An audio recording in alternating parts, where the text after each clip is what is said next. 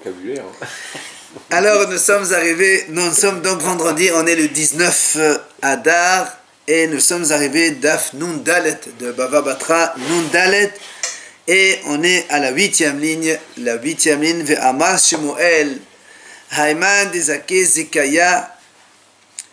Shmuel dit comme ça, celui qui est Dezake Zekaya, donc justement il nettoie le champ des mauvaises herbes, donc ça s'appelle sarclé. Adata de Ara Kani, Adata de Sivi la Kani. Il dit comme ça. On est en train de parler un petit peu de les manières d'acquérir un terrain. Et donc on sait quand quelqu'un il fait un travail dans le terrain, c'est là où il prend acquisition de ce terrain. Alors il nous dit, Shmuel, si quelqu'un il a sarclé un terrain, il a enlevé les mauvaises herbes, donc il a fait un travail dans le terrain. Seulement il dit, ça dépend. S'il a fait pour nettoyer le terrain, donc dans ces cas-là, il a acquis, puisque c'est un travail dans le champ, dans le terrain. Mais adata des CV. Mais imaginons que ce monsieur il a besoin de bois pour faire du feu. Donc il a ramassé quelques branches par terre et il a pris donc le bois. Dans ces cas-là, la canne, ça ne s'appelle pas qu'il a acquis, puisqu'il n'a pas fait un travail dans le terrain. Seulement la a dit, comment tu vas savoir? Lui, il peut te dire, mais moi j'ai ramassé pour acquérir le terrain. Comment tu vas savoir, est-ce qu'il a fait ça pour le terrain ou est-ce qu'il fait ça parce qu'il a besoin de bois? Alors la Gemara te dit, il y a une façon simple de voir la chose. Echidami, donc comment on peut remarquer? Il dit, Shakal Ravrevi Vezotri Adata Dera, Shakal Ravrevi Veshavak Zotri Adata Deseve. Donc il te dit comme ça, c'est simple. S'il prend aussi bien les grosses branches que les petites brindilles, donc ça veut dire qu'il veut nettoyer le terrain, mais s'il ne prend que les grosses, il laisse les petites, ça veut dire que c'est pour son besoin personnel, donc c'est pour le bois, et dans ce cas-là, il n'a pas acquis le terrain, ça ne s'appelle pas une hazaka. Donc, façon simple de voir la chose. Deuxième situation, Ve'amad Shemuel, encore Shmuel il dit, Haïman de Atqil Tiqla. Si quelqu'un, Shmuel il dit comme ça, il a enlevé, Atqil Tiqla, ça veut dire il a enlevé des, on va dire des obstacles, ça vient du mot mirchol. Ça veut dire quoi? Imagine que dans le terrain, il y a des bosses, des trous, et lui il enlève les bosses et il bouche les trous. Alors, est-ce que ça s'appelle aussi, donc, acquérir le terrain ou pas? Il dit comme ça, si c'est pour le terrain, donc justement aplanir le terrain pour pouvoir labourer ou semer ou autre chose, alors ça s'appelle un travail dans le terrain, il a acquis le terrain. Mais adata de bédaré, mais s'il a fait ça parce que justement il a besoin d'une place pour engranger sa récolte, alors il veut que ce soit un petit peu juste pour mettre sa récolte, alors il te dit la canne. Eh bien dans ces cas-là, ça ne s'appelle pas qu'il a acquis le terrain. Et là encore, la dit, comment on va reconnaître s'il l'a fait dans l'intention du terrain ou juste pour faire une grange? Alors il dit comme ça, Shakal Moulia ou Shada Benassa Adata Dera. Moulia Benassa Benassa Adata de Vedare. Il dit comme ça, si on le voit, il a pris Moulia, c'est-à-dire des petits tas, et il a comblé avec les trous. Donc ce qu'il y avait comme tas, des bosses dans le terrain, il a comblé avec les trous. Donc il a fait tout est plat. Alors ça, c'est pour les besoins du terrain. Comme ça, il a un terrain plat pour ensuite pouvoir travailler le terrain. Mais si par contre, Moulia Benassa, si maintenant, là où il y avait des bosses, il a essayé de les aplatir comme ça sur le chose. Là où il y avait un peu des trous, il a essayé un petit peu de faire un petit peu la même, égaliser, mais sur place même. Alors il dit ça, c'est pas pour le terrain, c'est pour un besoin donc extérieur du terrain, pour faire une grange, et dans ces cas-là, il n'a pas acquis le terrain. Ve'amal Shmuel, encore autre chose, Shmuel nous enseigne. Haïman de Fatah Maya Be'ala. Si il y avait un fleuve qui, donc, il courait à côté d'un terrain. Lui, il vient, il ouvre une porte, donc, pour donner pour permettre à l'eau d'arriver vers le terrain pour arroser. Alors, il dit comme ça, Adata de Ala Kani. Si il a fait pour les besoins du terrain, dans ces cas-là, ça s'appelle, il a acquis le terrain. Mais Adata de Khavre la Kani.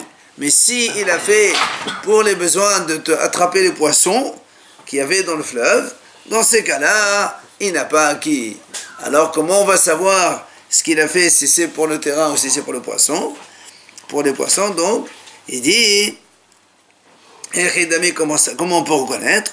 Alors là, il explique Shmuel, Patah tre bavé, si il a ouvert deux portes, deux accès, Had me'ayir ve had mapir, un il fait entrer et l'autre qui fait sortir, Adata de chavre, c'est pour prendre des poissons.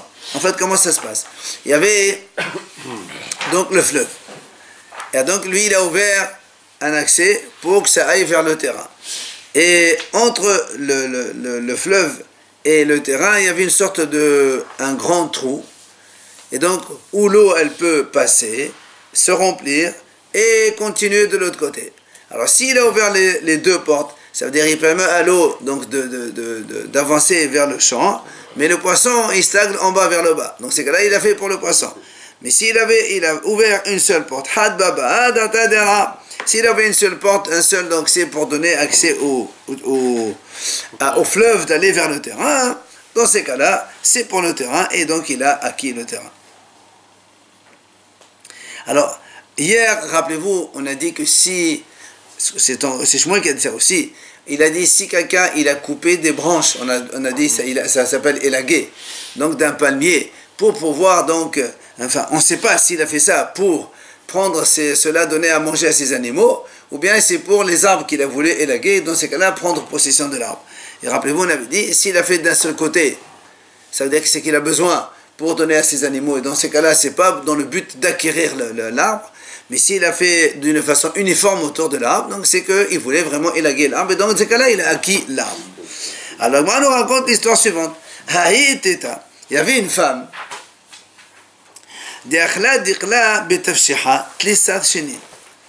elle a mangé dans un palmier, d'accord, en faisant justement, en coupant les branches du palmier,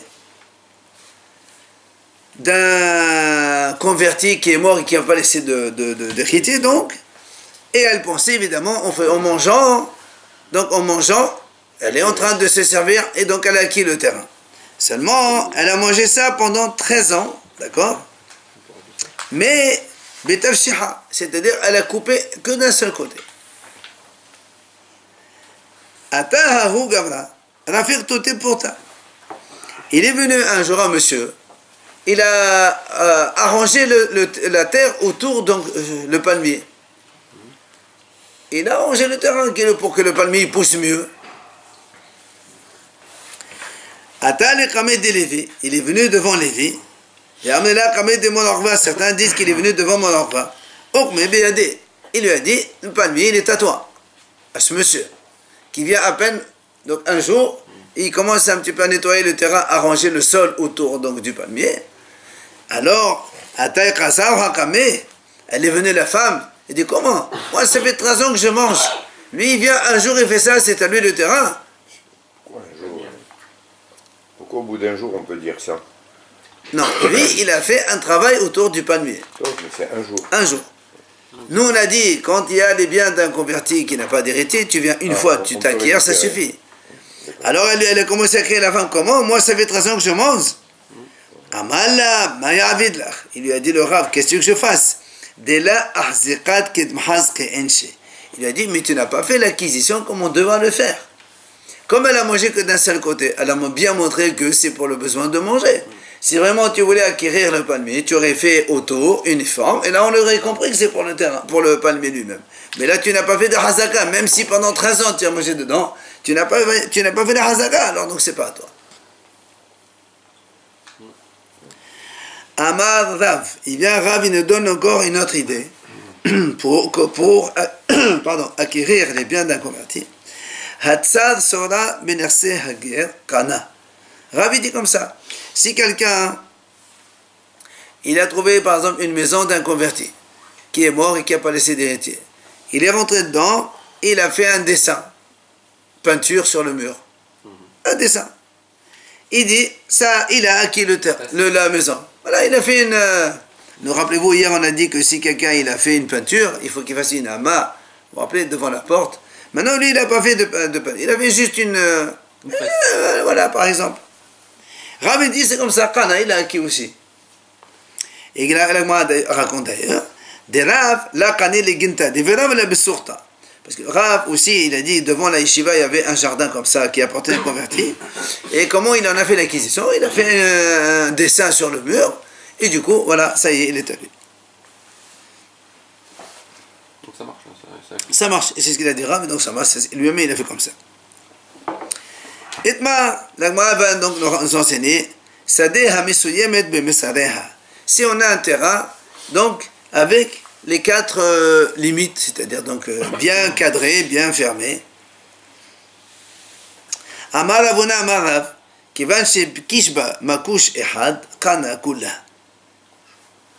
Il dit Rav, si quelqu'un il vient, imagine ce terrain, il appartient à un converti, donc mort sans héritier, et donc celui qui vient le premier, il fait quelque chose dans le terrain, il a acquis le terrain. Il a dit, s'il donne un coup de hache, un seul coup dans le terrain, ça veut dire, il a commencé à travailler dedans, il est à lui déjà. C'est comme ça qu'on fait acquisition d'un terrain. Donc, un seul coup, Kanakula, il a acquis tout le terrain, puisqu'il est limité, donc c'est le terrain. Shmuel a dit non. Shmuel a dit, s'il a fait un trou dans la terre avec sa hache, je sais pas, il n'a acquis que cet endroit-là, là où il y a le trou. Shmuel a dit comme ça. Pour lui, tout le champ. Pour lui, il faut faire, on va voir combien il faut faire, comme on va dire combien. Donc ça, c'est quand on a un terrain qui est Mesuyam, c'est-à-dire donc il est bien délimité. Maintenant, l'Agmara dit, si il dit l'Agmara, imaginons un terrain qui n'est pas délimité au niveau des frontières. Il y a pas de, on ne sait pas où ça commence, on ne sait pas où ça finit. D'accord? Donc, c'est-à-dire il y a une forêt, plein de terrains à côté de l'autre, mais on ne sait pas où ça se limite. Alors, Adkama, jusqu'à combien il faut faire pour acquérir donc ce terrain? Bien sûr, on parle sur le Rab, parce que le Rab il a dit, ça suffit, tu donnes un coup et ça suffit. Ici, maintenant, là-bas, c'était limité. Quand c'est limité, tu donnes un coup, donc tout le terrain est à toi. Maintenant, c'est pas limité. On ne sait pas jusqu'où ça va. Alors, jusqu'où monsieur, il va... parce que quand tu fais un coup de hache, bon, tu acquiers le terrain dans lequel tu es. Le problème ici, il n'est pas limité. Quand c'est limité, quand il n'est pas limité, est-ce que tu acquiers aussi le terrain de voisin, le terrain d'à côté, oh, j'en sais pas combien. Alors, l'Agmara dit, Amar, papa, il a dit à papa, Ket azil tayra deshodeh vehadar.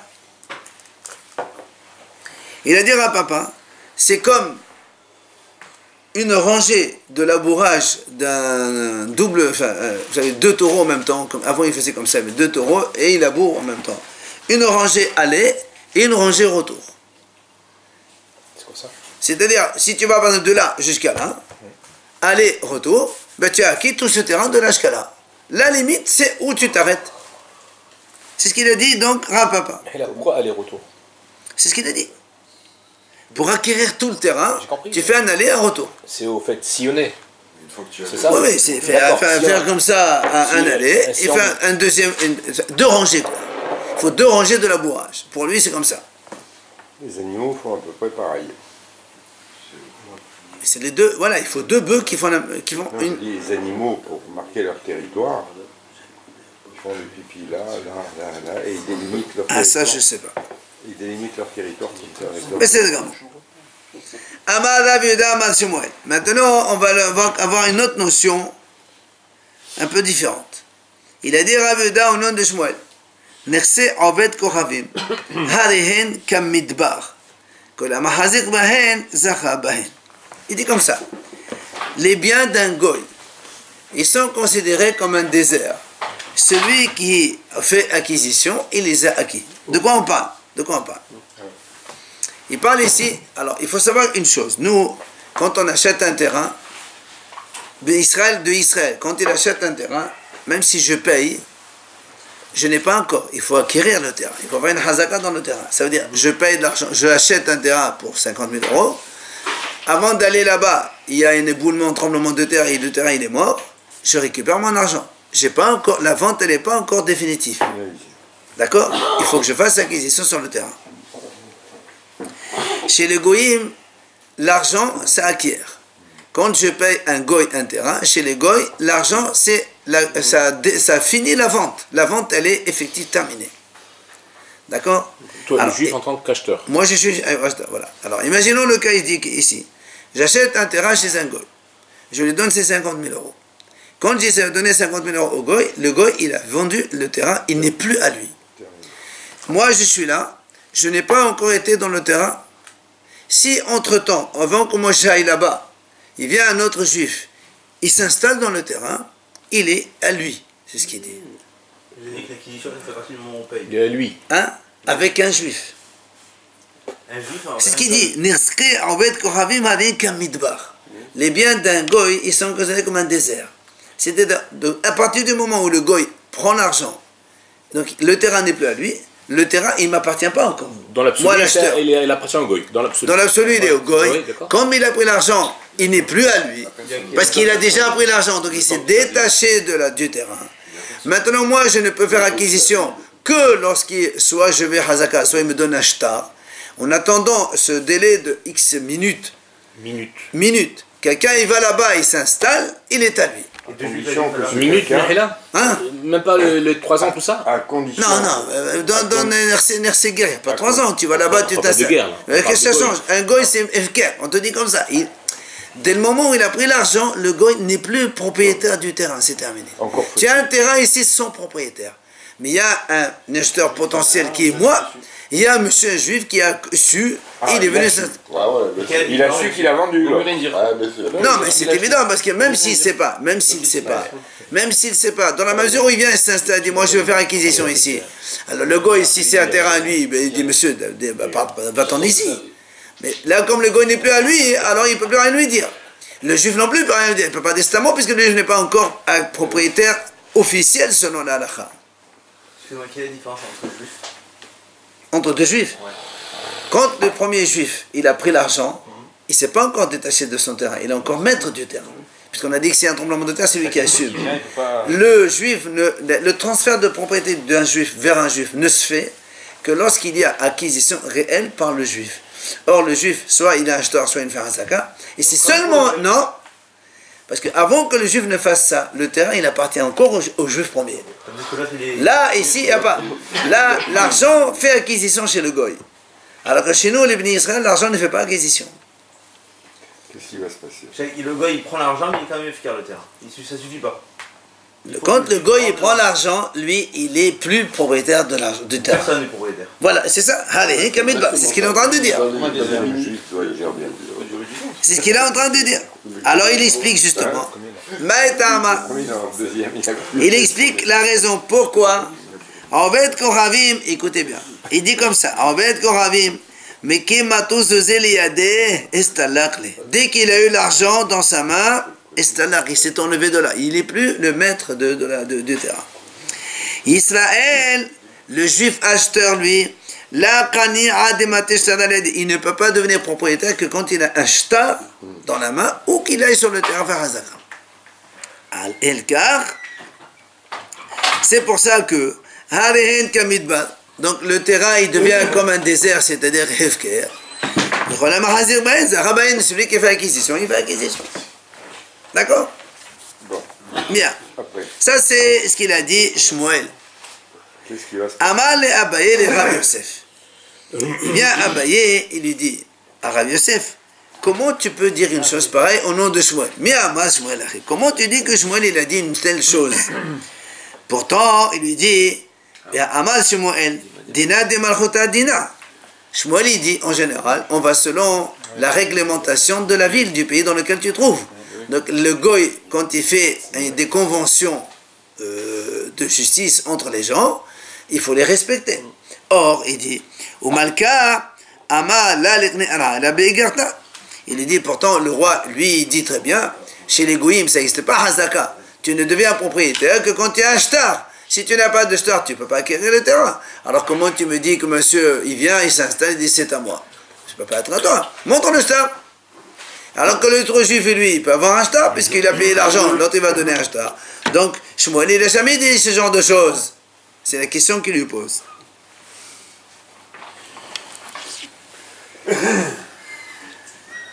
Amalé, il lui répond, Rav Yosef lui répond, il lui dit, Ana la yadan. Il dit, écoute, moi je ne sais pas ce que tu dis.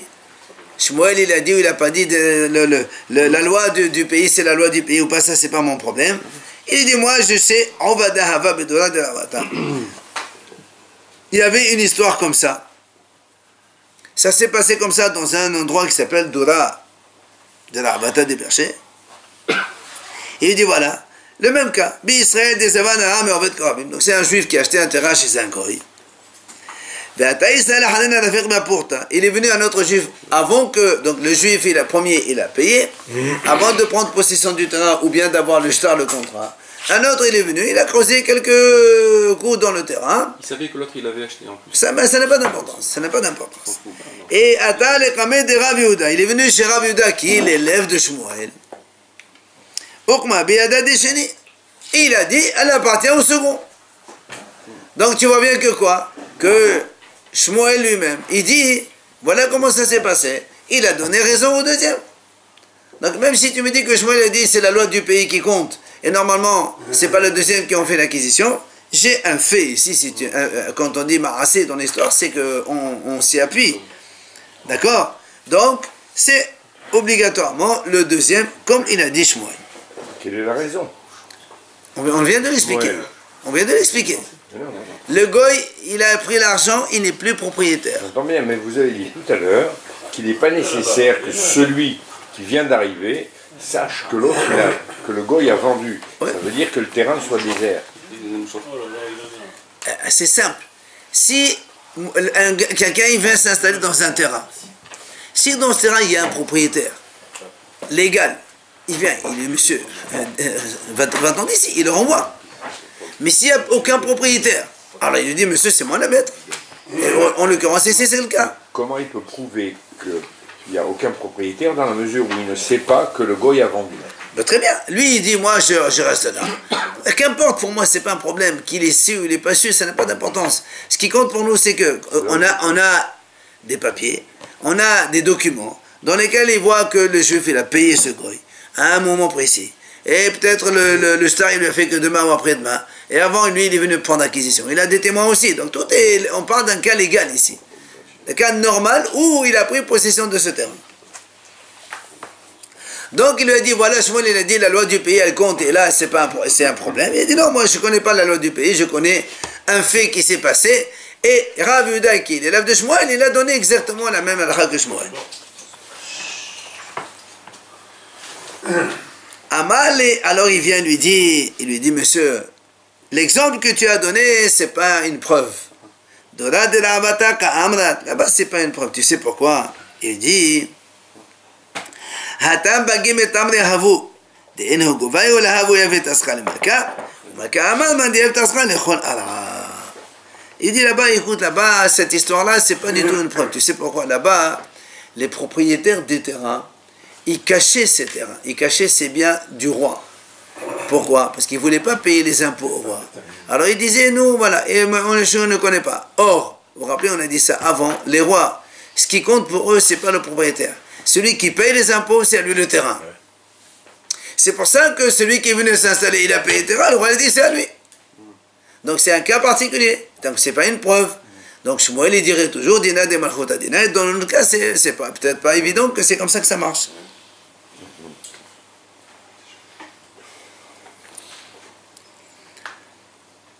Bien, l'Agmara nous ramener un cas. Ravuna,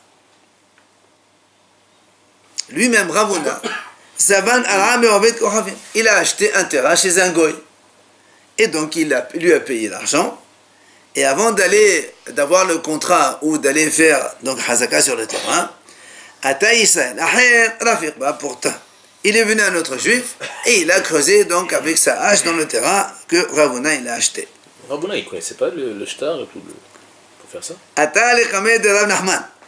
Il est venu chez Rav Nachman, évidemment, il a donné au second juif. C'est ce qu'on a dit nous. Alors Amal, il vient à Ravuna, il lui dit à Rav Nachman, pourquoi tu fais ça? Maïdater, pourquoi tu fais ça? Parce que dit Amal, Shmuel, Nasser, Ovet Koravim, Alayim, Kamidbad, Vechol Amahazir, Ben Zacha. Il lui dit, pourquoi tu as fait ça? Parce que justement, tu penses comme Shmuel qui a dit que celui, donc il vient, lorsqu'un juif il achète un bien chez un goy, il a payé l'argent, et un autre juif il vient, comme il a dit Shmuel, on l'a vu tout à l'heure, c'est lui qui est le maître du terrain, c'est pour ça que tu lui as donné à lui. Il lui dit, les avec des mots qui est Shmuel. Dans ces cas-là, fais-moi, tu veux faire comme Shmuel, ben fais-moi tout comme Shmuel. Rappelez-vous, quand on avait au début la mahlok Rav et Shmuel, celui qui donne un coup de hache dans le terrain pour acquérir, selon Rav il a acquis tout le terrain, selon Shmuel il a acquis que les quelques centimètres qu'il a trouvés. Alors celui-là il a fait ça, alors tu lui donnes ces quelques centimètres qu'il a fait le trou. Et le terrain c'est à moi. Il a rien fait le goy, le nouveau juif. Si, il a fait un trou, c'est comment il acquiert alors. Un Mais coup de pioche. il est limité ou pas ce terrain? Non, pas d'un limité, on parle d'un terrain limité. Non, il n'est pas délimité. Non, pas d'un terrain limité. Limité, donc c'est bon. S'il a fait un seul coup, ça suffit. Ça c'est Rav qui a dit. Rav il a dit, un seul coup, on acquiert tout le terrain. Shmuel il a dit, Shmuel, on parle de Shmuel ici. Il a dit, il a fait un trou, il a acquis le trou, c'est tout. Alors Ravona lui dit, tu veux faire comme Shmuel? C'est d'accord, j'accepte. Bah fais tout comme Shmuel. Il a acquis que les 20 cm, que le trou qu'il a fait. Diama Shmuel, justement, il lui dit, comme il a dit Shmuel, le kana il a makom akusho bilva. Shmuel il a dit, il n'a acquis que le coup de pioche qu'il a donné sur la terre.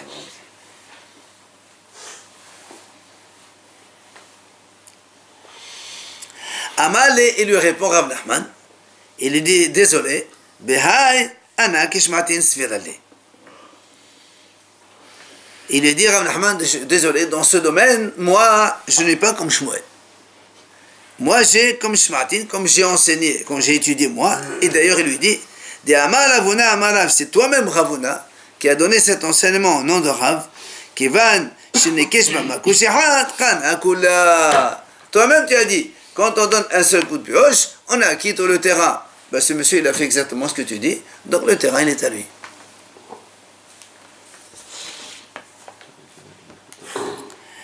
Shalah, hein? Dina des Malakota Dina, il n'y a pas ici. On a dit ça juste avant. Et lui, il dit, ça dépend pourquoi, Dina de Malchota Dina. Il dit, dans un domaine, ça marche quand c'est par exemple pas comme contre la Torah, mais quand c'est contre la Torah. Ici, la Torah te dit, tu es mahazir, c'est à toi, c'est à toi. Shalach Ravuna Baravin, il a envoyé Ravuna Baravin. Israël, Shenakar Sadeh, Me'ovet Kohavim. En fait, c'est la même idée. Donc là, Ravuna, il a perdu son terrain. Il a perdu. Et pourquoi tu veux voir son raisonnement? Hein? Bah, au début, il voulait, justement, il voulait dire, puisque tu fais comme Shmuel, on fait comme Shmuel. Il dit non, monsieur. Ah là, on fait comme Shmuel, mais là, je ne pense pas comme Shmuel. Et je pense comme toi, Ravuna. Shalach Ravuna Baravin. Il a envoyé Ravuna donc d'Israël, il a dit Israël, Shenakar Sadeh, Me'ovet Kohavim. Donc, un juif qui achète un terrain d'un goy, il est venu un autre juif, il a fait acquisition de ce terrain avant que le premier n'acquiert le shtar ou qui vient faire cette acquisition. On n'a pas le droit de la faire sortir de lui. Donc, le mahazir, comme il a dit Shmuel, merci goy, c'est celui qui vient, il s'installe dedans et s'établit.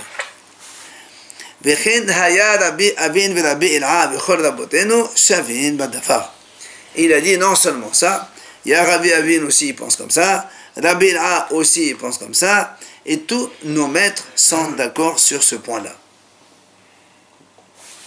Comme quoi, celui qui achète un terrain chez un goy, même s'il a payé l'argent au goy, eh bien après, il vient, avant que lui-même ne prenne le shtar ou la propriété de ce terrain effective, il vient un autre juif, il fait acquisition à Hazaka, et bien c'est à lui.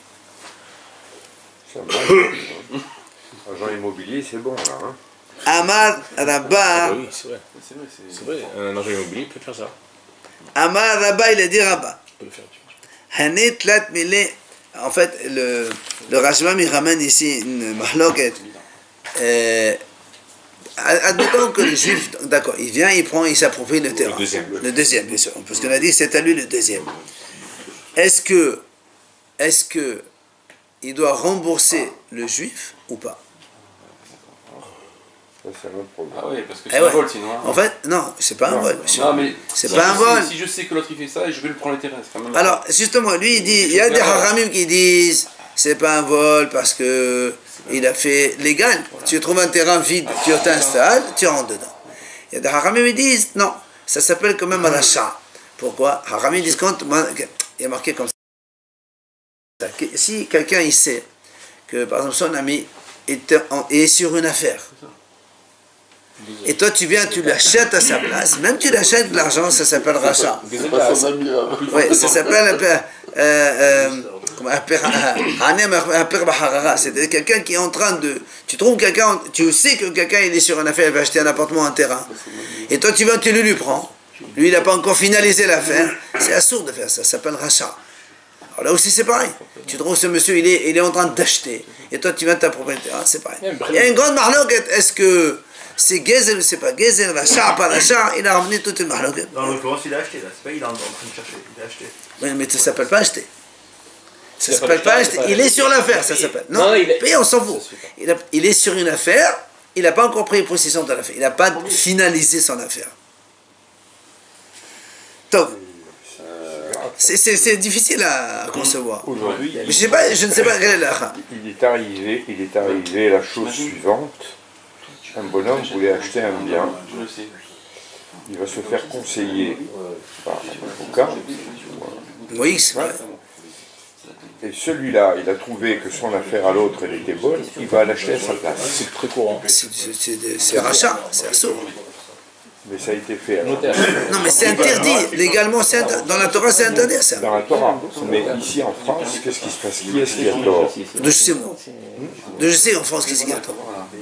En France, je ne sais pas, je sais pas comment ça marche. C'est le notaire qui fait passer les meilleures affaires. Non, c'est quelque chose qui a été déjà vécu. oui, mais en France, je ne pense pas que l'État ferait cas de ça. Mais là, les notaires, surtout quand il y a des héritages tout ça, ils donnent à ses amis, il y a tout ça. Je sais où, je sais pas. C'est important. Comment ça, ses amis? Quand il y a une bonne Non, affaire. mais là, comme dans le cas qu'il a dit, un monsieur, un notaire, un avocat, il a vu que l'autre était une bonne affaire, il a pris celui avant lui. Oui.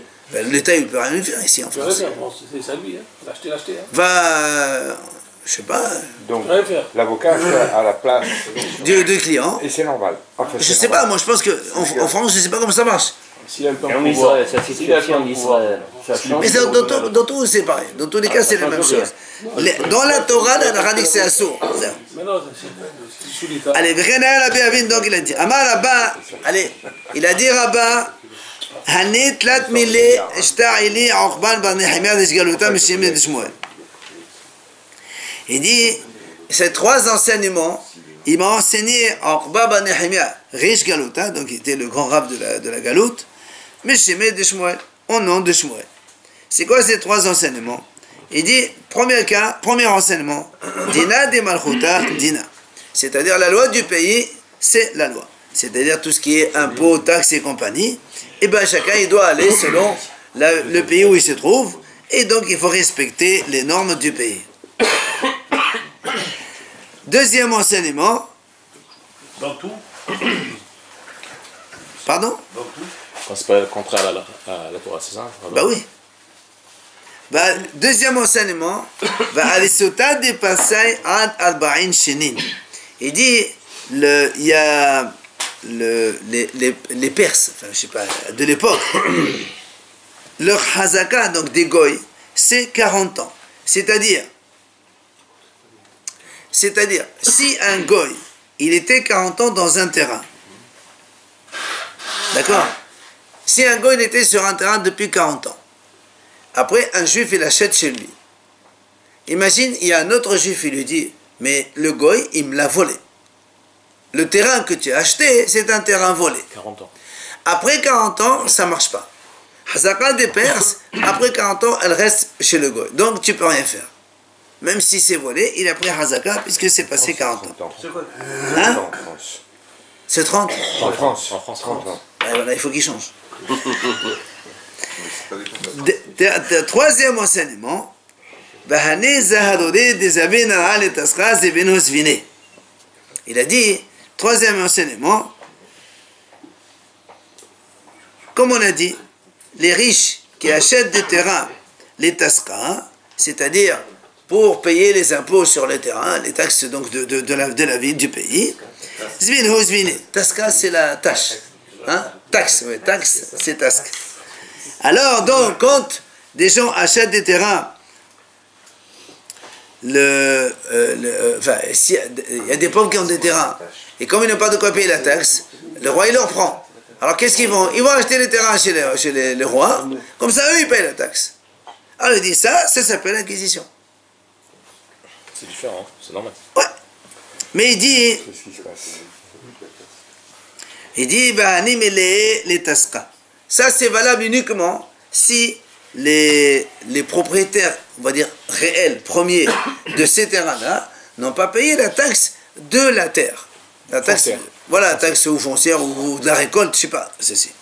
Aval les khadga, mais si ils n'ont pas payé les impôts par tête, on va dire comme ça, les impôts revenus par exemple, voilà, comme ça, dans ces cas-là, ça ne marche pas. Les autres qui ont acquis le terrain, ce n'est pas Eloa, ça ne marche pas. Le roi n'a pas le droit de vendre le terrain pour ça. Le roi il peut vendre le terrain s'il ne paye pas la taxe du terrain, mais pas s'il ne paye pas leur taxe impôt sur le revenu. Pourquoi Maïtama? Il dit parce que les impôts, c'est sur la tête de chacun. D'accord? À l'époque, quand quelqu'un ne paye pas les impôts, soit il s'enfuit de la ville, soit il débrouille, mais on ne vend pas ses terrains. Donc c'est pour ça que le terrain ne peut pas remplacer la taxe de la personne. C'est pour ça qu'il dit, si on achète un terrain parce que les propriétaires premiers n'ont pas payé la taxe du terrain, là c'est valable, mais si tu achètes la taxe le terrain parce que le monsieur ne paye pas ses impôts sur tête, alors ça ne marche pas. Enfin, Ravuna Balé de Rabbi Yoshua Amar, il vient Ravuna, fils de Rabbi Yoshua, dit, lui il n'est pas d'accord. Lui dit même s'il y a de l'orge qui sont donc disposés dans une cruche, eh bien ils sont aussi hypothécables pour les impôts sur tête, impôts sur le revenu. Ça veut dire que c'est sûr que lui dit, parce que nous on vient de dire maintenant que les terrains ne peuvent pas être saisis pour payer les impôts sur le revenu, lui il dit pas du tout. Même l'orge qui est dans les cruches, il est saisissable. A fortiori, la terre aussi, elle est saisissable. Donc selon lui, quand on achète un terrain, même pour un manquement de paiement de taxes, impôt sur le revenu, ben les riches, enfin les gens qui achètent là, ils ont la propriété du terrain, puisque c'est valable dans ce cas-là. Voilà. Tu peux continuer.